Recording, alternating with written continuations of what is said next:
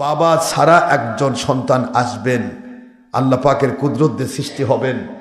হযরতে জিবরাইল আলাইহিস সালাতু ওয়াস সালামের মুখের ফুৎকার দিয়ে আল্লাহ পাক তাকে মাতৃগর্ভে স্থান দেবেন। এই কথাটা কিন্তু তাওরাত কিতাবে লেখা রয়েছে। ইহুদিরা বলতে লাগলো, আমরা যে আইন তৈরি করেছি এর বিরুদ্ধে কোনো নবীও বলে তাকে আমরা হত্যা করব। আমি যত সত্য কথাই বলি, আমার বিরুদ্ধে কিন্তু ঠিকই মিথ্যা কথা বলতেছে, বাহিরে বসে ঠিকই ভণ্ড বলতেছে, কিন্তু সামনে দাঁড়াবার ক্ষমতা নেই, কারণ তারা ধরা খাবে, আল্লাহর আইন তাদের ভিতরে নাই। হকের দাওয়াত প্রচার, একমাত্র নাজাতি ফিরকা আহলে সুন্নাত ওয়াল জামাত। ইহুদিদের জিন্দেগি সম্পর্কে জানি। ঈসা আলাইহিস সালাতু ওয়াস সালাম যখন নাজিল হলেন, হযরতে মরিয়ম আলাইহাস সালাম ওনার কাছে যখন আমার মালিক কুদরতিভাবে ঈসা আলাইহিস সালামকে পেশ করলেন, তো ঈসা আলাইহিস সালাতু ওয়াস সালামের বিষয়টা মরিয়ম আলাইহাস সালামের মধ্য দিয়ে তিনি আসবেন, একটা নিষ্পাপ মহিলার মধ্য দিয়ে বাবা ছাড়া একজন সন্তান আসবেন, আল্লাহ পাকের কুদরত দিয়ে সৃষ্টি হবেন। হযরতে জিবরাইল আলাইহিস সালাতু ওয়াস সালামের মুখের ফুৎকার দিয়ে আল্লাহ পাক তাকে মাতৃগর্ভে স্থান দেবেন। এই কথাটা কিন্তু তাওরাত কিতাবে লেখা রয়েছে, এটা ইহুদিরা পড়েছে। তারপরেও যখন ঈসা আলাইহিস সালাম মরিয়মের ভিতরে আসলো, তখন কিন্তু মরিয়মকে তারা হদ জারি করে তারা মেরে ফেলার চেষ্টা করেছে, করেনি? তারা কিন্তু বিধান নেয়নি, তারা বিধান গ্রহণ করেনি। তাদের তাওরাতে লেখা ছিল যে মারিয়াম নামে একজন মেয়ে আসবে, সেই মেয়েটা পুত পবিত্র, একেবারে নতুন কিশোরী, সবেমাত্র 13 বছর বয়স, মতান্তর আছে। এই মেয়ের গর্ভে কুদরতিভাবে অলৌকিকভাবে একজন সন্তান নাজিল হবেন, তিনি হবেন বনি ইসরাইলের শেষ নবী। জোরে বলুন সুবহানাল্লাহ। বনি ইসরাইলের, আর এই বনি ইসরাইলের শেষ নবী আবার আখেরি নবীর প্রচার ঘটাবেন। তিনি আখেরি নবীর দাওয়াত দিবেন সবাইকে। সব নবী দিয়েছে, কিন্তু ইনি ফলাও ভাবে দেবেন। ওনার কাজই হবে, আমার পরে আসতেছে ইসমুহু আহমাদ, আমার পরে একজন আসতেছেন, তিনি হবেন সারা জগতের নবী, তিনি হলেন ইসমুহু আহমাদ, তার নাম আহমাদ। জোরে বলুন সুবহানাল্লাহ। এই কথাটা তাওরাত কিতাবে লেখা রয়েছে। তাওরাত কিতাব পড়ে পড়ে হেফজ করে কন্ট্রোল করার পরেও ইহুদি পণ্ডিত যারা, এরা কিন্তু ঈসা আলাইহিস সালামের পৃথিবীতে আসা, মরিয়মের পেটে আসা, তারা কিন্তু গ্রহণ করতে পারে নাই, জেনেও পারে নাই। কারণ তাদের ভিতরে নবী মানার কোনো ইচ্ছা ছিল না। তাদের ভিতরে একটি ইচ্ছা ছিল যে আমরা যা করব সেটাই আল্লাহর আইন, ওরা যেটা করবে সেটাই। নাউজুবিল্লাহ বলবেন না। ওরা বানাবে, আইন তৈরি করবে, আর আল্লাহর আইন নামে চালিয়ে দিবে। আপনি বর্তমানে তাকায় দেখেন, আমি যত সত্য কথাই বলি, আমার বিরুদ্ধে কিন্তু ঠিকই মিথ্যা কথা বলতেছে, বাহিরে বসে ঠিকই ভণ্ড বলতেছে, কিন্তু সামনে দাঁড়াবার ক্ষমতা নেই, কারণ তারা ধরা খাবে, আল্লাহর আইন তাদের ভিতরে নেই। তারা আল্লাহর আইন চালাচ্ছে না, তারা নিজে নিজে আইন বানায় আল্লাহর আইন নামে চালিয়ে দিচ্ছে। আমি একজনকে বললাম, ভাই আপনি তো আল্লাহর আইন মানেন, পীরের এক ভক্ত বললাম যে তুমি তো আল্লাহর আইন মানো। বলে হ্যাঁ, তো আল্লাহর আইন, তাতে তোমার এই যে ভোটে দাঁড়ানো কোন আল্লাহর, আমার কোরআন শরীফের একটা আয়াত দাও তো, দাও। আইনটা তো কোরআন থেকে আসবে, কথা বলছেন না? আইন কোথেকে আসবে? তা তোমরা যে ভোটে দাঁড়াচ্ছ তা না, অসুবিধা নেই, তুমি রাজনীতি করবে, হাজার রাজনীতি করো, সেটা তোমার ব্যক্তিগত অধিকার, নাগরিক অধিকার, ঠিক না বাবা? কিন্তু তুমি যে এটাকে বলতেছো তোমাদের ভোট দিলে নবী ভোট পাবে, আইনটা কোথায়? নিজে নিজে কতগুলি আইন তারা বানাইছে। গণতন্ত্র আব্রাহাম লিঙ্কনের, করতে পার, মন চাচ্ছে তুমি আব্রাহাম লিঙ্কন অনুসারী করো, কিন্তু তুমি আমার আল্লাহ এবং নবীর সাথে এটাকে যোগ দিতে পারো না। ইম্পসিবল, সম্ভব নয়। পৃথিবীর কোন শক্তি বলতে পারবে না এরকম হিম্মত কারণে যে গণতন্ত্র আল্লাহ সৃষ্টি করেছে। ডেমোক্রেসি, যে government for the people, by the people, of the people, it's democracy, it's definition of Abraham Lincoln. Abraham Lincoln নামের যে ব্যক্তি আপনারা সবাই চিনেন তাকে, তার বাবা ছিল ইহুদি, মা ছিল খ্রিস্টান। এই ব্যক্তি আমেরিকার ভূতপূর্ব এক নেতা। সেই ব্যক্তি যখন গণতন্ত্রের প্রকাশ দিল, এই ব্যক্তির জন্মই হয়নি আমার নবীজি পাক সাল্লাল্লাহু আলাইহি ওয়াসাল্লামের সময়ের 500 বছর পর কলম্বাস আবিষ্কার করলো আমেরিকা, আটলান্টিক মহাসাগরে ওই পার থেকে আমেরিকাকে এই কলম্বাস নাবিক খুঁজে বের করলো যে আটলান্টিক মহাসাগরের ওই পারে আমেরিকা নামে একটা দেশ আছে। কথা বলছেন না কেন? আমেরিকা মহাদেশকে বের করলো কলম্বাস, খুঁজে বের করলো নবীজির সময়ের 500 বছর পর। 500 বছর পর কলম্বাস আমেরিকা আবিষ্কার করলো। আর সেই আমেরিকার ভূতপূর্ব এক প্রেসিডেন্টের নাম হলো আব্রাহাম লিঙ্কন। সে চালু করলো গণতন্ত্র, আর সেটা কয় মুন্সিরা কয় এটা বলে ইসলাম। পাগলে কিনা কয় ছাগলে কিনা খায়, লতাগুলো পাতা খায়, ফসফস শব্দ হয়, মজা পায় কিনা আল্লাহ জানে। এই জন্য তো আমার দুশ্মনীতে লেগে থাকে। আমি প্রশ্ন করলাম, তোমরা আমাকে বুঝাও। আমি তো মানতে চাই আল্লাহকে, মানতে চাই রসুলকে, তোমরা কেন এগুলি করছো? তোমার গণতন্ত্র করতে মন চাচ্ছে, আওয়ামী লীগ একটা দল, বিএনপি একটা দল, ওই অমুক একটা দল, তোমরাও একটা লাঠি মার্কা দলে দাঁড়াও। ইসলাম যোগ দিচ্ছ কেন? ইসলাম কি তোমার বাপের সম্পত্তি? এটা আল্লাহ প্রদত্ত বিধান। وَمَن يَبْتَغِ غَيْرَ الْإِسْلَامِ دِينًا فَلَن يُقْبَلَ مِنْهُ وَهُوَ فِي الْآخِرَةِ مِنَ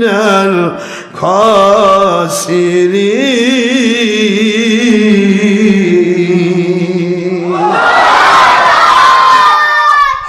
আল্লাহ পাক বললেন কুরআন শরীফের সূরাতুল আলে ইমরান খুললেই পাবেন 85 নম্বর আয়াত শরীফ, 3 নম্বর সূরা, 3 নম্বর পারা, মদিনায় অবতীর্ণ আইন। আল্লাহ বলে দিলেন ওমাইয়াবতাগি গায়রাল ইসলামি দীনান, আল্লাহ পাকের ইসলাম ব্যতীত, ইসলামের বিধানিক আইন ছাড়া অন্য কোন বিধানকে যদি কেউ আল্লাহ পাকের নামে চালিয়ে দিতে চায়, ফালাই ইউকবালা মিনহু, এটা তার জন্য কখনো কবুল করা হবে না, হবে না, হবে না। ওহুয়া ফিল আখিরাতি মিনাল খাসিরিন,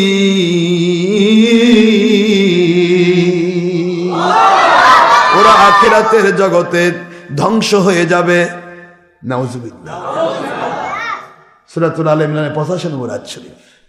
আল্লাহ বললেন ইসলাম বাদ দিয়ে যদি কোনো গায়রে ইসলাম, কোনো কাফের মুশরিকে তরজ তরিকা নিয়মকে যদি ইসলামের মধ্যে ঢুকায় কয় এটা ইসলাম, এরা পৃথিবীতেও ধ্বংস, আখিরাতেও। এগুলা কি তাদের কাছে আইন জানা নাই? জানা আছে। কিন্তু ওই যে আবু জাহেলের রোগ, কার রোগ? রোগটা কার? আবু জাহেলের রোগ। আমি করব, দেখি তুমি কেমনে ঠেকাও। এখন আল্লাহ কয় আমি কেমনে ঠেকাবো সেটা তো তুমি ভালো করে বোঝো। দুনিয়াতে ফেরাউন নমরুদ যতদিন রাজত্ব করেছিল, রাজত্ব খুব কম করেনি। নমরুদ করেছে 700, মতান্তরে 1700 বছর, কিন্তু পরিণত হয়েছে টিপল প্রতিবন্ধী মশা, ল্যাংরা মশা দিয়ে জাহান্নামে পাঠাইছে। তুমি কয়শো বছর করবে চাচ্ছ বাবা? কথা করে দেখো, তুমি কয়শো বছর করবে? তোর বয়সই তো নাই। ওই যে এক ডার ব্যাটারি করলো আল্লাহ নবী না 6 জায়গা ভুল করছে, এটা বলে আবার জিন্দা বলে। আরে জিন্দা শয়তান, এটা জিন্দা শয়তান। বাংলাদেশে যদি ইবলিস থাকে, বাংলাদেশে যদি ইবলিস থাকে, এই কাউ বয় বলাটা আর আমার নবীর 6 জায়গায় ভুল করেছে, এইরাই হলো বাংলার বড় ইবলিস, বড় ইবলিস, বড় ইবলিস।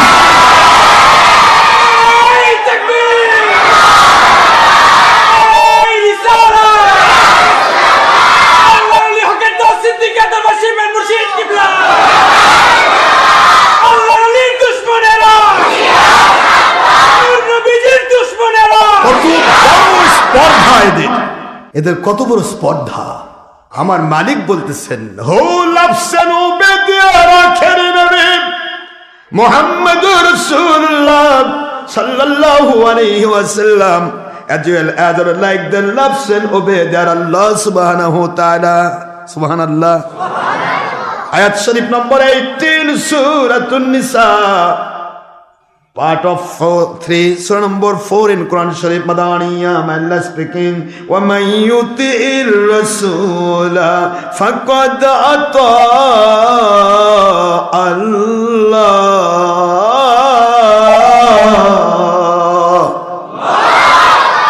আল্লাহ কি বললেন? আমি এমন এক রাসূল পাঠাইলাম রে, যাকে মানলে আমি আল্লাহ মানা হয়ে যাই, যাকে ভালোবাসলে আমি আল্লাহকে ভালোবাসা হয়ে যায়, যার দুশ্মনী করলে আমার দুশ্মনী হয়ে যায়। যার ভুল আছে বললে আমার ভুল হয়ে যায়। নবীর ভুল থাকলে কার ভুল? নাউজুবিল্লাহ। এরা বলে আবার নেতা, এরা বলে আবার নেতা, তাও আবার ইসলামের নেতা। আমি আশ্চর্য হয়ে যাই এদের ভূমিকা দেখি। আল্লাহ বলে, আল্লাহ নবী বলে 6 জাত ভুল করছে। কি ব্রেন নে চলে এরা। আল্লাহ কই অভিশপ্ত তোমরা, জীবন ভর তোমরা ওই ফেরাউন নমরুদের মতো কিছু পাওয়ার পেতে পারো, তবে মরা লাগবে বেঈমান হয়ে, কপালে হেদায়েত জুটবে না। এর পরিণতির কারণ কি?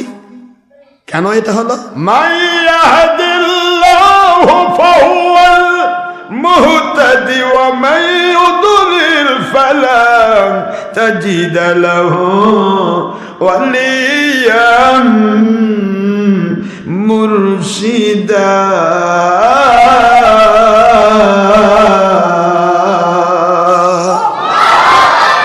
কোরআন শরীফের সূরাতুল কাহফ 17 নম্বর আয়াত, 18 নম্বর সূরা 15 নম্বর পারার শেষে আমার মালিক বললেন, যাদেরকে আমি হেদায়েত দিয়ে হেদায়েতের আলো যার ভিতরে জ্বালাই, আমি আল্লাহ দুনিয়াতে মঙ্গল দিতে চাই, বরকত দিতে চাই, শান্তি দিতে চাই, নিয়ামত দিয়ে ভরে দিতে চাই, আখিরাতে জান্নাত আমার নবীর সাথে সাথী বানাতে চাই।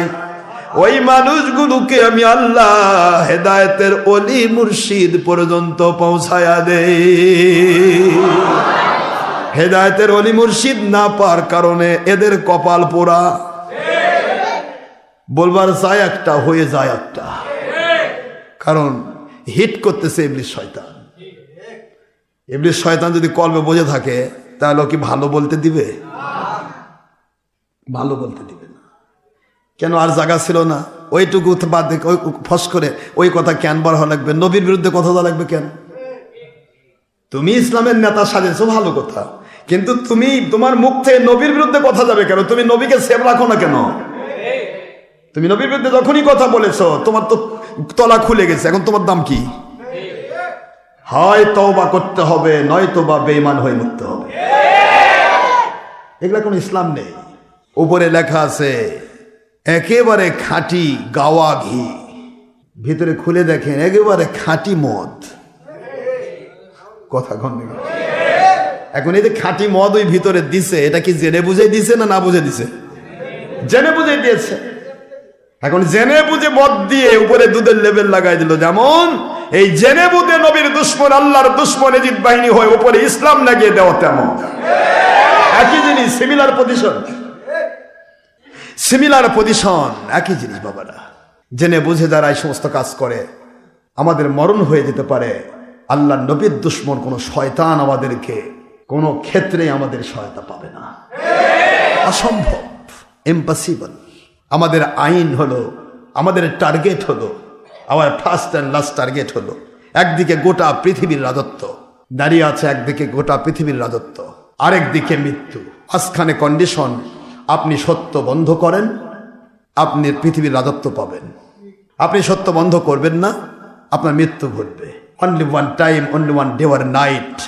মালিকের সন্তুষ্টি নিয়ে ইসলাম জিন্দা হতা হে হর কারবালাকে বাদ। হুসাইন রাদিয়াল্লাহু আনহু যেমন 22,000 এজিদ বাহিনীর সাথে আপোষ করতে পারেন নাই। এজিদের একটাই প্ল্যান ছিল, হুসাইনকে যদি এই পথে নিয়ে আসা যায় তাহলে আমার রাস্তা ক্লিয়ার। কিন্তু হুসাইন রাদিয়াল্লাহু আনহু সেখানে এজিদের সাথে আপোষ করতে পারেন নাই। এজিদের বড় মারাত্মক কিছু ইচ্ছা ছিল না। তার কথা ছিল আপনাকে রাজত্ব দেওয়া হবে, আপনি বিশাল মন্ত্রী পদ পেয়ে যাবেন, কিন্তু আপনি শুধু আমার এই পথে বাধা দেন না, আমার সাথে শুধু আপোষ করেন। জান্নাতের সর্দার হুসাইন রাদিয়াল্লাহু আনহু, সকল পুরুষের সর্দার জান্নাতের, বলুন তো তিনি আপোষ করেছিলেন? তাহলে আমরা যদি আপোষ করি তাহলে হুসাইন রাদিয়াল্লাহু আনহু তিনি লজ্জিত, তাকে লজ্জা দেওয়া হবে। কথা কি বুঝতে পেরেছেন? হুসাইন রাদিয়াল্লাহু আনহু যাদের সাথে আপোষ করেননি তারাও টুপি আলাই ছিল, দাড়ি আলা ছিল, জুব্বা আলা ছিল, পাগড়ি আলা ছিল, নামাজওয়ালা ছিল, রোজাওয়ালা ছিল, হজওয়ালা ছিল, জাকাতওয়ালা ছিল, সব ছিল, শুধু নবীর দুশ্মনী ঈমান ছিল না, বেঈমান ছিল। হুসাইন রাদিয়াল্লাহু আনহু বলেছিলেন, আমি তোমার সাথে আপোষ করে আমার ইসলামকে কলঙ্কিত করব। হুসাইন রাদিয়াল্লাহু আনহু মৃত্যুকে বাছাই করেছিলেন। আমাদের কন্ডিশন ঠিক তাই। সারা জগতের বাদশাহী একদিকে, একদিকে মৃত্যু। মালিকের হুকুমে মৃত্যুর পথে আমরা বাছাই করব, কিন্তু শয়তানের দ্বারা আক্রান্ত হয়ে জগতের বাদশাহী নেব না। It's our first and last target, ইনশাআল্লাহ বলুন। আমাদের দায়িত্ব সত্য বলা, সত্যের উপর চলা, সত্যের উপর চলার চেষ্টা করা, খেলাফতের পক্ষের শক্তি তৈরি করা। ইমাম মাহদী আলাইহিস সালাম আসতেছেন, কখন আসবেন মালিক ভালো জানেন, আমরা বলতে পারবো না। তবে আমাদের জানা মতে তিনি 1500 শতকের ভিতরেই নাজিল হবেন ইনশাআল্লাহ বলে, যেটা হুজুর হাদিস শরীফ দিয়েছেন। 15 শতক বলতে বোঝেন তো? 15 শতক মানে কি? মানে পুরা 1500 আবার ইসাই না, খ্রিস্টাব্দ না, 1500 হিজরি। তো এখন চলতেছে 1446 হিজরি। এখন 1500-র ভিতরে যদি আসেন, 1500-র ভিতরে, তার 1500 এই শতকটাই তো চলতেছে। 1400 তো পার হয়ে গেছে। 14-র উপরে যেটা সে 15-র অংশ না, কথা বুঝতে পারছেন না? 14-র উপরে যেটা, 14-র উপরে এক বছর হলো ওটা 15, তা 1400 পার হয়ে যেটাই হবে সেটা 15-র অংশ। তাহলে হুজুর বলেছেন 15 শতকের ভিতরেই তিনি আসবেন, তাকে আল্লাহ নাজিল করেন। তাহলে ইমাম মাহদী আলাইহিস সালাম নাজিল হওয়ার সময় কিন্তু খুব বেশি নেই। এখন 1500 শতকের শেষেও যদি আসে, তবুও তো অতিরিক্ত হলে আর 54 বছর, তাই না? একবার লাস্টে যদি আসে তবু 53 বছর। হুজুরের কথা তো রদ হবে না। এখন এই অপেক্ষায় থাকুন, ইমাম মাহদী আলাইহিস সালাম জাহির হলে প্রমাণ হবে কে হক আর কে বাতিল। ইনশাআল্লাহ বলেন তো, হক আর বাতিল কাকে বলা হয়? এখন তো 72 আর 1, আর তখন হবে শুধুমাত্র ইমাম মাহদী আলাইহিস সালামের বাহিনী আর দাজ্জাল বাহিনী। কথা কি বুঝতে পেরেছেন? এখন আমরা সেই অপেক্ষিত খেলাফত আসবে ইনশাআল্লাহ। সারা পৃথিবীময় 1 বিঘত জায়গা থাকবে না যেখানে খেলাফতের পতাকা উড়বে না ইনশাআল্লাহ বলেন। ইহুদি পণ্ডিতেরা বলছে, তুমি তো অন্যায় করেছ, তোমার স্বামী নাই, তুমি সন্তান কেমনে তোমার পেটে আসে?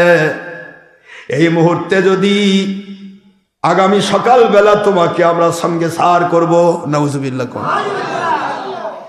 মরিয়ম আল্লাহ পাক রব্বুল আলামিনের দিকে মুতাওয়াজ্জহ হয়ে বলে, মালিক জানলাম না, বুঝলাম না কেমনে আমার পেটে সন্তান আসলো। আমি মাত্র 13 বছর, মতান্তরে 15 বছরের কিশোরী, এই কিশোরীর পেটে সন্তান আসলো আমি জানি না। শুধু জিবরাইল আলাইহিস সালাম সে শুধু আমাকে একটা ফু দিয়েছে। বাথরুমে গিয়ে গোসল করতেছি, জিবরাইল এসে বলে, আমি আল্লাহর রহমতের ফেরেশতা জিবরাইল, আমি পুরুষও নয় মহিলাও নয়। সুবহানাল্লাহ বলেন। আমি তোমাকে আমার আল্লাহর হুকুম ফু দিয়ে দেব। মতান্তর একটা ফুলের ফুল নাকে ধরবো, নাকে ধরা হলো, আমার পেটে সন্তান আসলো। অপরাধ কই গো আমার আল্লাহ, কেন আমাকে এত রকমের অশান্তি সহ্য করতে হবে? কি করেছি আমি? জীবনে কোনোদিন কোনো পুরুষের দিকে তাকালাম না, কোনোদিন আমার বিয়েও হলো না, জীবনে কোনো পুরুষ আমাকে টাচ করতে পারলো না। সন্তান পেটে আসলো বুঝলাম না, কিন্তু আমাকে কেন এত জ্বালাময়ী জীবন লাভ করতে হবে? আপনি বলুন আমার মালিক, আমি এখন কি করব? এই সময় আমাকে কে খাবার দিবে, কে পড়তে দিবে? এগুলি কোনো চিন্তাই কিশোরীর ভিতরে নাই। কিশোরীর একটাই চিন্তা, আমি অপবাদ সইতে পারবো না। এত বড় অপবাদ, আমাকে মেরে ফেলা হবে তাও আমার আপত্তি নাই, কিন্তু অপবাদ সইতে পারবো না। আল্লাহ বলেন, মরিয়ম অপবাদের সূত্র আমি বন্ধ করে দেব, একটু সময় নিতে হয়, ধৈর্য ধরতে হয়। ইন্নাল্লাহা মা'আস সাবিরিন।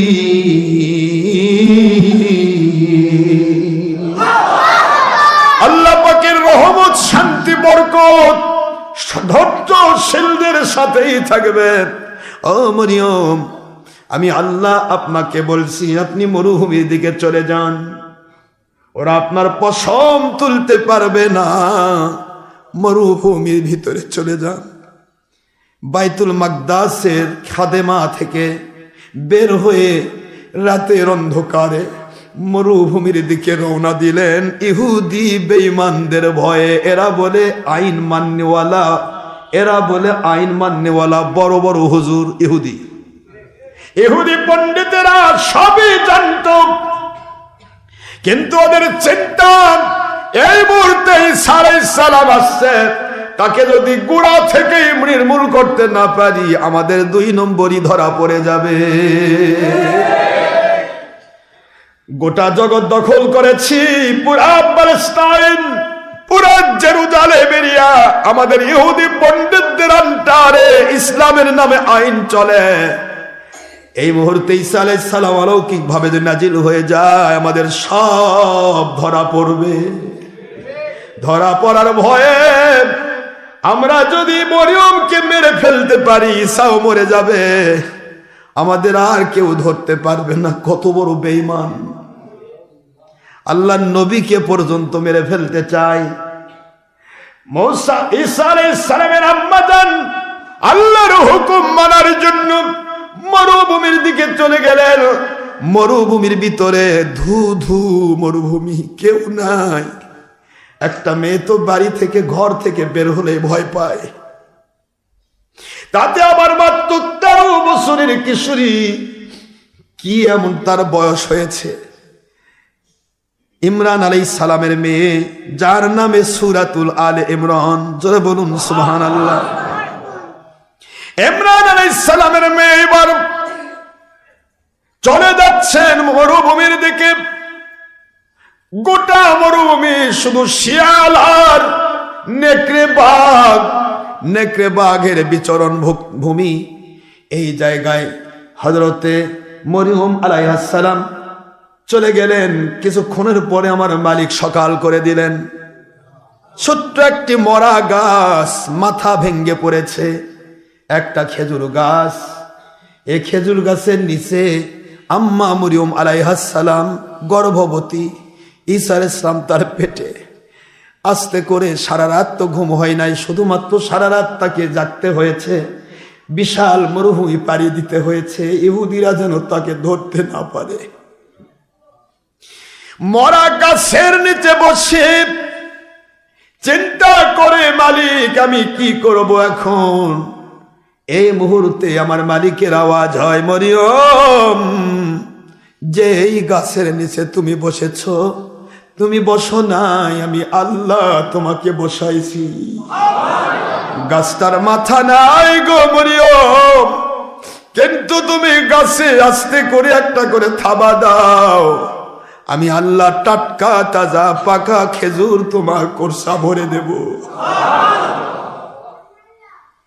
একটু ধৈর্য ধরতে হয়, গায়েবী মাদক পাওয়ার জন্য একটু ধৈর্য ধরতে হয়। এবার ছোট্ট মাসুম কিশোরী আস্তে করে, খেজুর গাছের মাথা নাই, পুরা মাথা ভাঙ্গা একটা গাছ, মালিকের দিকে মোতাবজ্জহ হয়ে একটু থাবা দেয়। মুহূর্তের মধ্যে দর দর করে টস টসে পাকা খেজুর তার পুরা কোল ভরে যায়। এই খেজুর থেকে নাম হয়েছে মরিয়ম খেজুর। মরিয়ম আলাইহিস সালাম পাকা পাকা খেজুর খাচ্ছেন।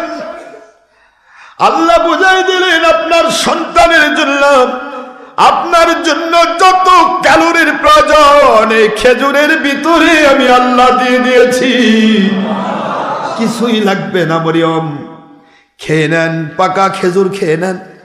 এরপরে আপনার পায়ের নিচে একটু দেখুন, পায়ের নিচে আমি আল্লাহ মধুর চাইতে মিষ্টি, দুধের চাইতে সাদা আমি পানি, ঠান্ডা পানির নহর তৈরি করে দিলাম। পায়ের নিচ থেকে দেখেন পুরাটা নহর, ঝর্ণা বেয়ে শুধুমাত্র টাটকা তাজা পানি বের হচ্ছে। মরিয়ম আলাইহিস সালাম এগুলি নিয়ে বলে, আল্লাহ আমি আর যাব না জেরুজালেমে, এখানে আমাকে আপনি দয়া করে রাখুন। আল্লাহ বলেন, না, জেরুজালেমে অন্যায়কারী অবিচারকারী ইসলামের আইন নামে অন্যায় ইবলিস শয়তান আইন যারা নতুন করে তৈরি করেছে নিজে নিজে, আর সেগুলো তারা আমি আল্লাহর আইন নামে চালিয়ে দিতে চায়। এদের ভণ্ডামি ধরার জন্য তোমাকে তোমার সন্তান নিয়ে আবার বাইতুল মাকদাসে যেতে হবে। চিন্তা করে বাবাজিরা আমার, একটিবার শুধু বুঝবেন, যদি বান্দা যদি আল্লাহমুখী থাকে, আল্লাহর গায়বী মদদ নাজিল হতে দেরি হয় না। ধৈর্য ধরতে হয়। আস্তাইনু বিস-সাবরি ওয়াস-সালাহ ইন্নাল্লাহা মা'আস সাবিরিন। ধৈর্য ধরতে হয় বাবারা, ধৈর্য ধরা ছাড়া কখনো হবে না। বাবাজিরা আমার, আপনাদের কষ্ট দিচ্ছি? মরিয়ম আলাইহিস সালাম আমার মালিকের কথা শুনেন, এবার আল্লাহর প্রতি মুতাওয়াজ্জহ হয়ে মরিয়ম বাইতুল মাকদাসে চলে গেলেন। আবার ইহুদি পণ্ডিতরা ছুটে ছুটে আসলো। মনে সিনে পাপ, মায়ে সিনে কে সন্তানের বাপ। এই ইবলিস তো জানে আমরা আল্লাহর আইন মানি না, কিন্তু বানানো আইনকে আল্লাহর আইন নামে চালিয়ে দেই। এরা ছুটে আসলো, আবার আসছে মরিয়ম। এবার তার নিস্তার নাই, এবার সন্তান সে হাতের উপর নিয়ে এসেছে। ওখানে খেজুর গাছের তলায় দাই লাগলো না, সিজার লাগলো না, দুনিয়ার কোনো মানুষের সাহায্য লাগলো না। এই ছোট্ট কিশোরীর ভিতর থেকে ঈসা রুহুল্লাহকে আমার আল্লাহ পৃথিবীতে নাজিল করে দিলেন। সন্তান হাতের মধ্যে নিয়ে, বুকের মধ্যে নিয়ে হযরত মরিয়ম আলাইহিস সালাম এবার ধীরে ধীরে ধীরে ধীরে এক পা আগায় দুই পা পিছায় গেলে না জানি কি করে আসতো। আগে তো সন্তান পেরেছিল, মারার জন্য পালিয়ে আসতে হলো, বের করে দিল। এখন তো সন্তান হাতে, এবার যে কি ঘটবে। সন্তান হাতের মধ্যে নিয়ে বেরেস্তের ভাবে খাদেমা মরিয়ম, বাইতুল মুকাদ্দাসের খাদেমা মরিয়ম আলাইহিস সালাম তিনি চলে গেলেন। চারদিক থেকে সমস্ত ইহুদি পণ্ডিতেরা, এই বেঈমানগুলো এসে দাঁড়িয়ে গেল। আবার এই যে ইমরানের কন্যা, তোমাকে তো সাহস কম নয়, এবার সবাইকে ডাকো, সবার সামনে কে সঙ্গে সার করা হবে, পাথর মেরে ছেলে সহ ওকে মেরে ফেলা হবে। ঘোষণা দিয়ে দিল, নাউজুবিল্লাহ বলেন। চারদিক থেকে ঘোষণা দেওয়া হয়ে গেল। ঘোষণায় পেয়ে হাজার হাজার লাখ লাখ মানুষ ছুটে আসলো। সবার একই ভূমিকা, মেরে ফেলো, ওকে সঙ্গে সার করো। শুধু স্লোগান হচ্ছে মরিয়মকে মেরে ফেলো। এত বড় অন্যায়কারী কি করে বাইতুল মুকাদ্দাসের খাদেমা হতে পারে?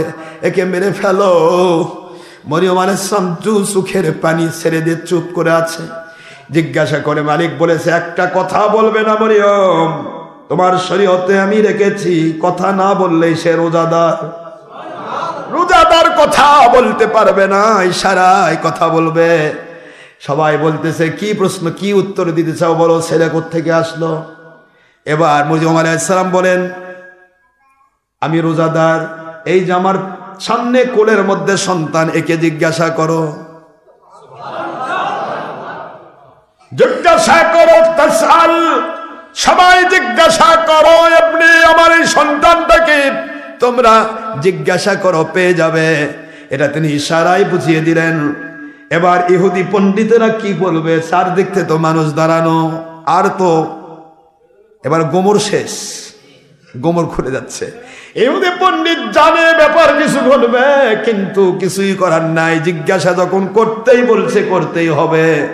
মানুষ বলতেছে জিজ্ঞাসা করেন ছেলেটা কি বলে। কয় নবজাতক কোনো কথা কয়, এখানেও ফাঁকি দেওয়ার চেষ্টা করে। এই 4 নম্বর মুন্সি ইহুদি পণ্ডিত, বেঈমান, ধর্মের লেবেলধারী বেঈমান, নিজে নিজে আইন বানায় আর আল্লাহর আইন নামে চালায়। এই বেঈমান এখানেও বলতেছে তোমরা কি বিশ্বাস করো কোন কেবলমাত্র হওয়া সন্তান কথা বলতে পারে? ঠিক আছে, উনি তো ইশারা করছে, আপনি বলেন না কেন? বলতে পারে না পারে সে পরে দেখা যাবে। ইহুদি পণ্ডিতের গোমর ফাঁস হয়ে গেল। সেই ইশারা করে বলতে, ঠিক আছে তুমি তো ভান ধরেছ, রোজা রাখার ভান ধরেছ। নাউজুবিল্লাহ, অন্যায় করে রোজা রাখার ভান ধরে ছেলের দিকে দেখি তোমার ছেলে কি কয়, বলো তুমি কে? সঙ্গে সঙ্গে আওয়াজ আসলো, ইন্নি আব্দুল্লাহ।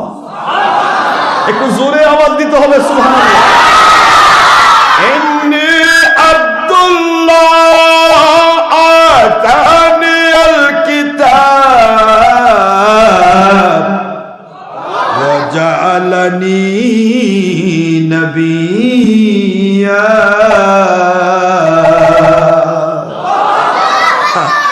কোরআনের আয়াতে নাজিল হয়ে গেল। ইবলিস, এবার ইবলিসের গুধ কি কয় দেখেন। ঈসা আলাইহিস সালাম বলতেছেন ইন্নী আব্দুল্লাহ, আমি আল্লাহর বান্দা। আল্লাহর আতানিয়াল কিতাব, আমাকে আমার মালিক ইনজিল কিতাব দিয়ে রাসূল বানিয়েছেন। ওয়া জাআলানি নবিয়্যা, আর আমাকে আমার আল্লাহ নবী হিসেবে পাঠিয়ে দিয়েছেন।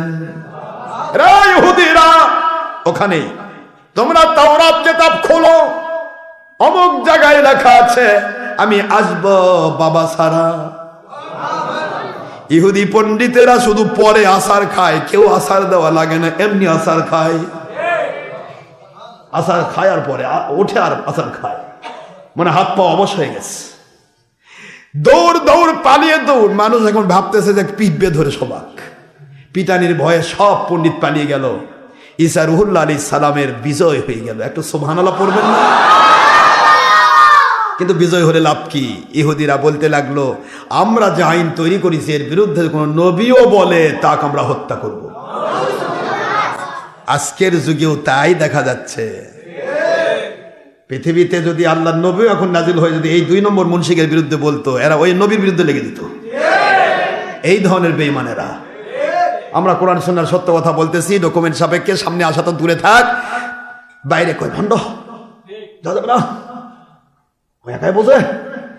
আরে আমি তো বুঝি না, তোমরাও বোঝো, কিন্তু তোমরা বাতিলের কাছে টাকা দিয়ে বিক্রি হয়েছ।